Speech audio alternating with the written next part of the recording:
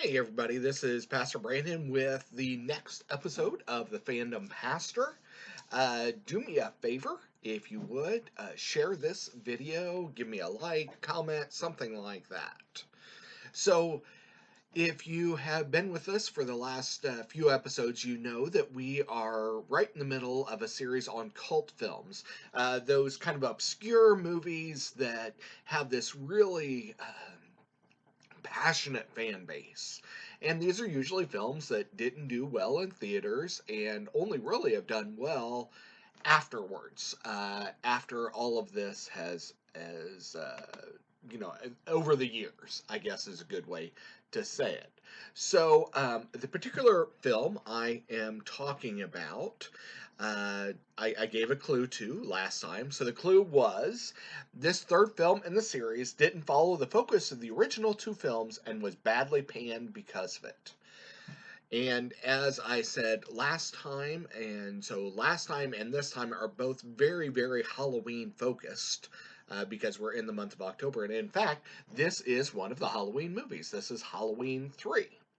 Now, usually I link down below all of this, the trailer for the movie. I'm not going to do it this time. It's a darker film. It is a horror film. And so I'm not going to do that. If you want to find the trailer, in fact, if you want to find the film, you can get all of that relatively easy. But I'm not going to share that on here because again, it's a horror movie. It's a darker film. So this story was actually originally the whole design for the Halloween movie series was the first two films were on Michael Myers. The third film was on a different kind of horror genre or focus, and then every film after that was going to be on a different focus. So that was the original design for the Halloween series. But people came back and were like, no, no, no, no, we want Michael Myers back. And so that's why this particular film really stands out, is because it was different from every other Halloween movie that that has been made part of that series.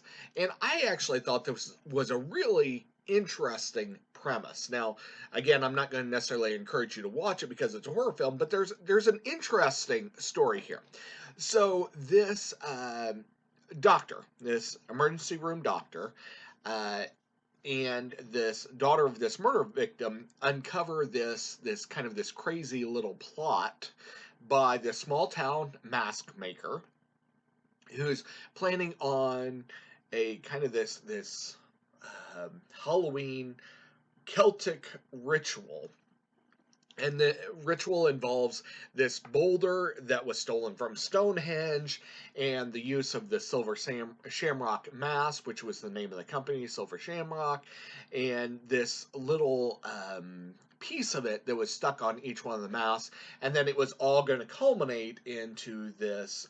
You had to watch this commercial on Halloween. And I know it sounds really weird. And again, this is a cult film. So it's not exactly going to be a normal film anyways, much less kind of a darker horror film. But the idea is really interesting. So in the movie, again, the Silver Shamrock Halloween masks have a little piece of basically evil on them or in them. And this leads to this corruption and this death of the person wearing the mask. And what's interesting is, I think there's a message here that we can get out of it. See, God created the church to serve as this light to the world, and the church should be a place where love is abundant, God's truth is displayed, and biblical values are upheld. Ephesians 5:27 says the church is to be presented radiant, holy, and blameless. And so, to present the church as unstained, we have to be serious about removing sin from our own lives and helping others to do the same. So, if raising, kind of doing the hand raising on Sunday and then using those same hands to steal, to cheat, to do all of these nasty little things, then something's wrong. We can't say that we have access to God's truth and then ignore sin. And when we do, the church becomes far from spotless and stained by our sin, and the sin we're afraid to address. And and so what's happening is in this movie we have these masks that have a little bit of evil in them. And by putting on these masks, they're taking on that evil. And that's what we're doing when we go out into the world and we're putting on our masks.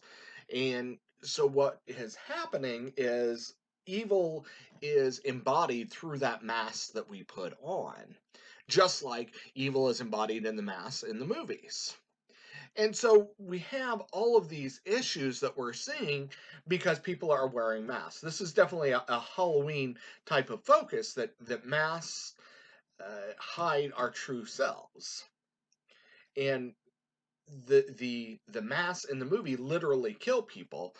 And in a way, the masks that we put on, they kill us too, because they kill our connection to God. They kill our chance for uh, ultimate purification, eternal life. It kills all of that because we're choosing not to be our true selves, our honest selves.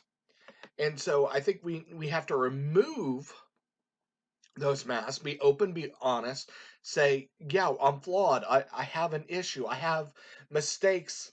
And it's not so much the fact that as a church, the people in the church, which is the people, it's not saying that they are flawless, that they don't have any issues. It's saying, okay, I am flawed, and this is how a follower of Christ handles it.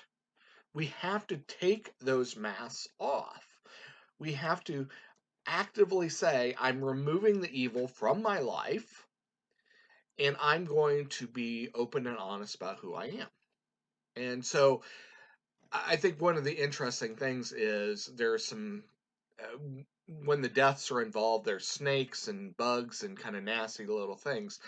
And I thought, wow, this is kind of symbolic because, of course, we see Satan or evil embodied as a serpent. That was the first instance of his personification, and so I thought that was kind of, whether I assume the movie people were not aiming for a biblical perspective on it, but it was there whether or not they meant it to.